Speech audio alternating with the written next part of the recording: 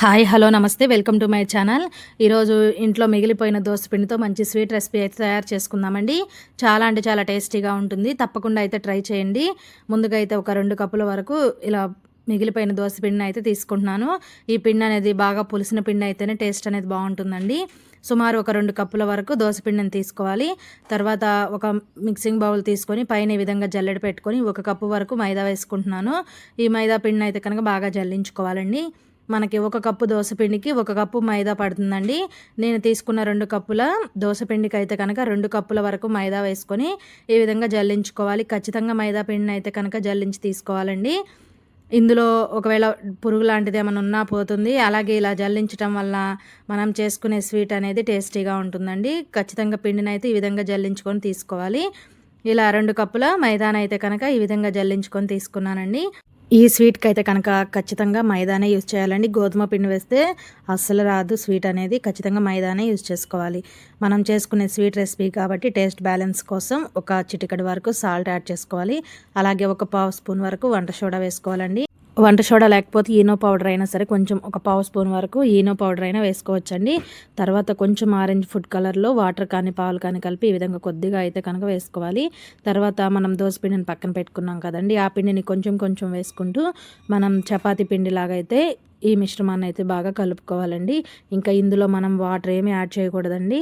మనం దోస పిండితోనే ఈ మైదా అనేది చపాతీ ముద్ద అయ్యేలాగైతే కలుపుకోవాలి.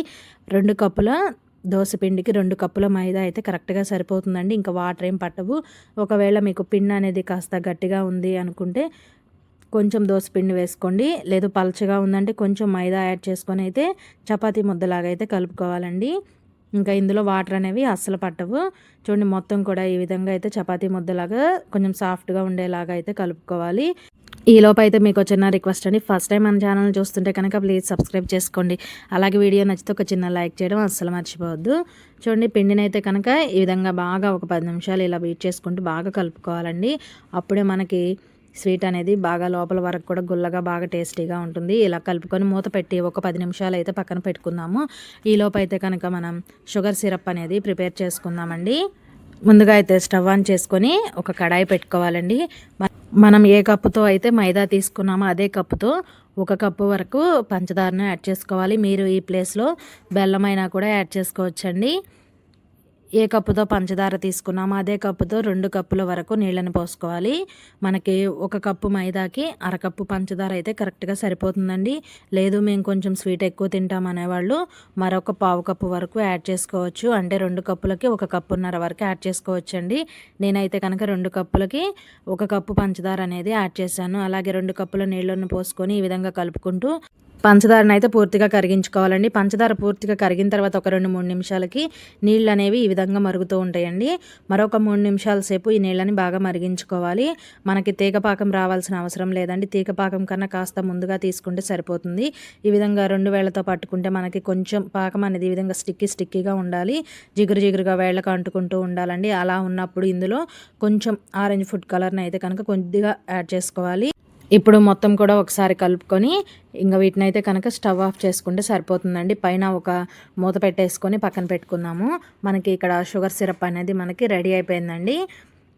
ఈ విధంగా ఒక మూత పెట్టుకొని అయితే ఈ కడాయిని అయితే పక్కన పెట్టుకుందాము. ఇప్పుడు మనం ముందుగా పిండిని నానబెట్టి పక్కన పెట్టుకున్నాం కదండి, ఆ పిండిని అయితే చూద్దాము. మూత తీసి ఒక 10 నిమిషాలు అయింది కదా, కాస్త పిండి అనేది నాని ఉంటుంది. ఈ పిండిని అయితే మరొక 2-3 నిమిషాల సేపు అయితే బాగా కలుపుకోవాలండి. ఈ విధంగా బాగా పిండిని అయితే కలుపుకోవాలి. ఇలా కలుపుకున్న తర్వాత చేతికి కొంచెం ఆయిల్ కానీ లేదా నెయ్యి కానీ అప్లై చేసుకొని ఇలా చిన్న చిన్న బాల్స్ లాగా అయితే చేసుకోవాలండి.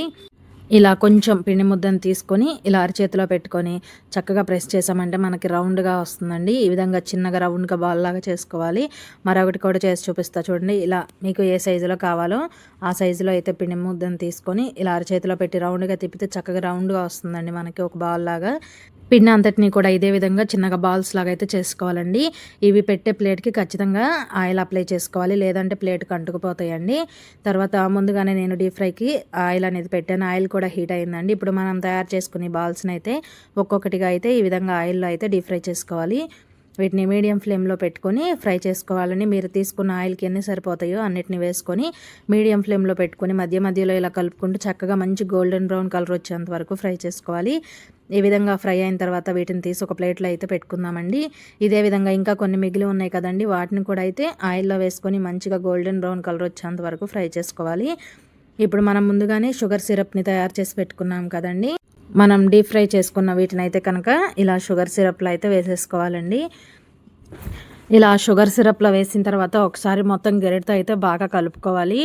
చూడండి, ఈ విధంగా కలుపుకున్న తర్వాత వీటిని అయితే కనుక స్టవ్ ఆన్ చేసి స్టవ్ మీద పెట్టి మరిగించుకోవాలండి. ఇలా స్టవ్ మీద పెట్టి మరిగించడం వల్ల ఈ పాకం అనేది లోపల వరకు కూడా చక్కగా పడుతుందండి. స్టవ్ మీద పెట్టి మూత పెట్టేసి ఒక 3-4 నిమిషాలు అయితే హై ఫ్లేమ్ మీద బాగా మరిగించుకోవాలి. అప్పుడు షుగర్ సిరప్ లోపల వరకు కూడా వెళ్ళి వీటికి పాకం అనేది చక్కగా పడుతుందండి. చూడండి, ఒక 2-3 నిమిషాలు బాగా ఈ విధంగా మరిగించుకుంటే పాకం అనేది వాటికి చక్కగా పడుతుందండి. చిన్నప్పుడు ఎంతో ఇష్టంగా తినే గుండు మిఠాయి అయితే రెడీ అయిపోయిందండి.